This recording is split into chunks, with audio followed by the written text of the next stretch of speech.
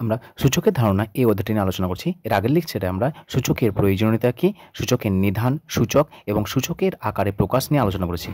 আজকের লেকচারে আমরা বিস্তার বা প্রকাশ নিয়ে আলোচনা করব, যে আমাদের যে সংখ্যা থাকবে সেই সংখ্যাগুলিকে 10-এর ঘাতে কীভাবে বিস্তার করতে হয় এবং যে কোনো মৌলিক সংখ্যার ঘাতের গুণফলের আকারে কীভাবে প্রকাশ করতে হয় বা বিস্তার করতে হয় সেটা নিয়ে আলোচনা করব। 10-এর ঘাতে বিস্তার করতে বলেছে, তাহলে প্রথমে যে সংখ্যাটিকে আমাদের 10-এর ঘাতে বিস্তার করতে বলবে সেই সংখ্যাটিকে আমরা একক, দশক, শতকের মতো লিখে নেব।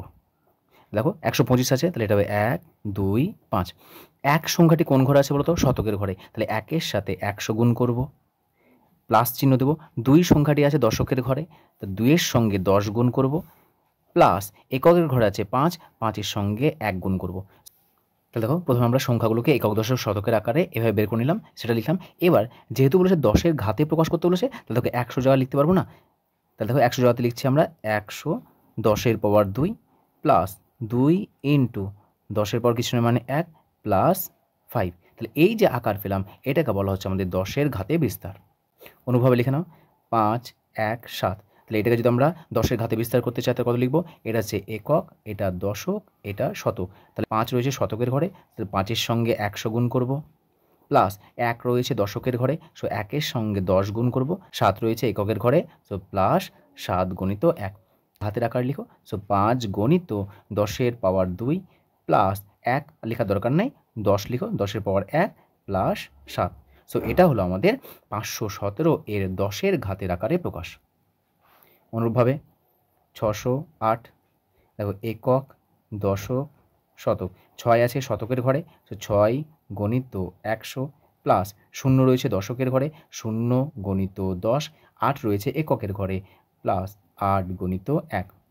সো 6 100 রয়েছে, সেটা লিখে না, 6 গণিত 10-এর ঘাত 2 প্লাস 0 0 গণিত 10-এর ঘাত 1 প্লাস 8। কিন্তু এটাকে লিখতে পারো যে 10-এর ঘাত 0। তো এই যে আকার লিখলাম এই আকারটা হলো আমাদের 10-এর ঘাতে বিস্তার। অনুরূপভাবে 9, 8, 7, 2 একক, দশক, শতক, হাজার। তাহলে দেখো 9 রয়েছে হাজারের ঘরে, সো 9-এর সঙ্গে 1000 গুণ করো, প্লাস চিহ্ন দাও। 8 আছে শতকের ঘরে, 8 গণিত 100, 7 আছে দশকের ঘরে, সো 7 গণিত 10, 2 রয়েছে এককের ঘরে, প্লাস 2 গণিত 1। সো দেখো 1-এর পর 3টে শূন্য রয়েছে, সো 9 গণিত 3-এর 10-এর পাওয়ার কত হবে? 3 প্লাস 8 গণিত 100 রয়েছে, 10-এর পাওয়ার কত হবে? 2 প্লাস 7 10 রয়েছে, সো 7 গণিত 10-এর পাওয়ার 1 প্লাস 2 রাখতে পারো, অথবা 2 গণিত 10-এর পাওয়ার 0 লিখতে পারো, 10-এর পাওয়ার 0 লিখতে পারো। সো এটা হলো আমাদের এই যে 9872 তার 10-এর ঘাতে বিস্তার। এবার আমরা মৌলিক সংখ্যার ঘাতে বিস্তার করব, যে কোনো সংখ্যা। তো ধরো নাও যে 27, তা 27কে যদি আমরা মৌলিক সংখ্যার ঘাতে বিস্তার করতে চাই তাহলে আমরা জানি যে মৌলিক সংখ্যা রয়েছে 2, 3, 5, 7, এগুলো মৌলিক সংখ্যা আরও রয়েছে। তাহলে প্রথমে এই যে সংখ্যাটি রয়েছে সেই সংখ্যাটিকে মৌলিক উৎপাদকে বিশ্লেষণ করব। মৌলিক সংখ্যা কাদের বলা হয়? যে সংখ্যাগুলি এক এবং ওই সংখ্যা ছাড়া আর অন্য কোনো সংখ্যা দ্বারা ভাগ যায় না বা ভাগ করতে পারে না, সেই সংখ্যাগুলিকে বলা হয় মৌলিক সংখ্যা। অবশ্যই সেগুলো ধনাত্মক পূর্ণ সংখ্যা হতে হবে। তাহলে মৌলিক সংখ্যা কাকে বলে? মৌলিক সংখ্যা তাদেরকে বলা হয় যে সকল ধনাত্মক পূর্ণ সংখ্যা এক এবং ওই সংখ্যা নিজে ছাড়া আর অন্য কোনো সংখ্যা দ্বারা বিভাজ্য নয়, তাদের মৌলিক সংখ্যা বলা হয়। তাহলে দেখো প্রথমে 27কে মৌলিক উৎপাদকে বিশ্লেষণ করে নাও। তাহলে মৌলিক উৎপাদকে যদি বিশ্লেষণ করি কত হবে বলো? 3 দিয়ে আছে, 3 9 27, 3 3 9 হচ্ছে। তাহলে দেখো 27কে আমরা লিখতে পাচ্ছি 3 গণিত 3 গণিত 3। তাহলে দেখো যতগুলি সংখ্যা থাকবে সেই সংখ্যাটির মাথায় তত লিখব। তার 3 যে 3 রয়েছে আর মাথাতে কত রয়েছে? 1 2 3, 3টে রয়েছে, মাথাতে 3 বসে দাও। তাহলে দেখো 27কে লিখতে দিলাম 3-এর পাওয়ার 3, তাহলে 27 সমান 3 টু দি পাওয়ার 3। সুতরাং বলতে পারবো যে মৌলিক সংখ্যার ঘাতের আকারে প্রকাশ হলো সমান 3-এর পাওয়ার 3। দেখো যেহেতু 3 একটি মৌলিক সংখ্যা, তাহলে মৌলিক সংখ্যার মাথাতে মৌলিক সংখ্যা চলে এসেছে, তখন এক কথায় এই মৌলিক সংখ্যা রয়েছে 3 4 5 যাই থাক না কেন, এটা যেন মৌলিক সংখ্যা হয়। সো এটা হলো আমাদের মৌলিক সংখ্যার ঘাতে প্রকাশ। পরবর্তী সংখ্যা নাও 16। তাহলে 16কে প্রথমে মৌলিক আকারে ভাঙো, মৌলিক উৎপাদকে বিশ্লেষণ করো। তাহলে 16 2 দিয়ে যাচ্ছে, 2 8 2 16, 2 4 2 8, 2 2 2 4। তাহলে কতগুলো 2 পাচ্ছি? 1 2 3 4, চারখানা পাচ্ছি। সরি লিখে নাও 1 2 3 4।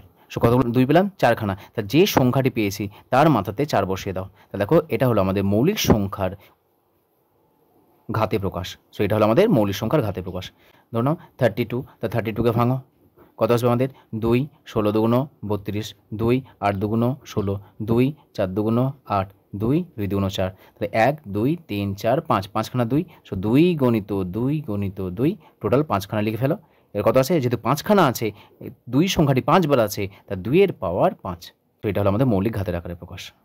পরবর্তী দেখো আমাদের সংখ্যাগুলি দেওয়া আছে, এখানে দুটি 5 আছে। তাহলে যতগুলো 5 থাকবে, যদি ঘাতের আকারে লিখতে চাই তাহলে কতগুলো 5 আছে? দুটি আছে, তাহলে 5-এর পাওয়ার কত হবে? 2। এখানে কতগুলো 3 আছে? 3টে 3 আছে, তাহলে 3-এর পাওয়ার কত হবে? 3। কতগুলো 4 রয়েছে? 4খানা 4 রয়েছে, তাহলে 4-এর পাওয়ার কত হবে? 4। এখানে কতগুলো 5 রয়েছে? 1 2 3 4 5, 5খানা রয়েছে, সো 5-এর পাওয়ার 5। এখানে কতগুলো 3 রয়েছে? 3খানা, সো -3। যে সংখ্যা থাকবে তার পাওয়ার লিখবো। কতগুলো রয়েছে? দেখো 1 2 3, 3খানা রয়েছে, সো 3, সো -3^3। সো এইভাবে যদি আমাদের সংখ্যাগুলো থাকে, একই সংখ্যা থাকে, যতগুলো সংখ্যা থাকবে সেই সংখ্যাটি তার মাথায় চলে আসবে। এখানে 2খানা আছে, মাথায় 2, 3খানা আছে 3, 4খানা আছে 4, 5খানা আছে 5, এখানে 3খানা আছে 3। যে কোনো সংখ্যাকে আমাদের 10-এর ঘাতের আকারে বিস্তার করতে বলে, তাহলে এইভাবে আমরা 10-এর ঘাতের আকারে বিস্তার করব। আর যদি আমাদের বলে যে মৌলিক সংখ্যার ঘাতের আকারে বিস্তার করতে বলে, তাহলে সেই সংখ্যাটিকে প্রথমে মৌলিক উৎপাদকে বিশ্লেষণ করে নেব, তারপরে আমরা তার ঘাতের আকারে প্রকাশ করব।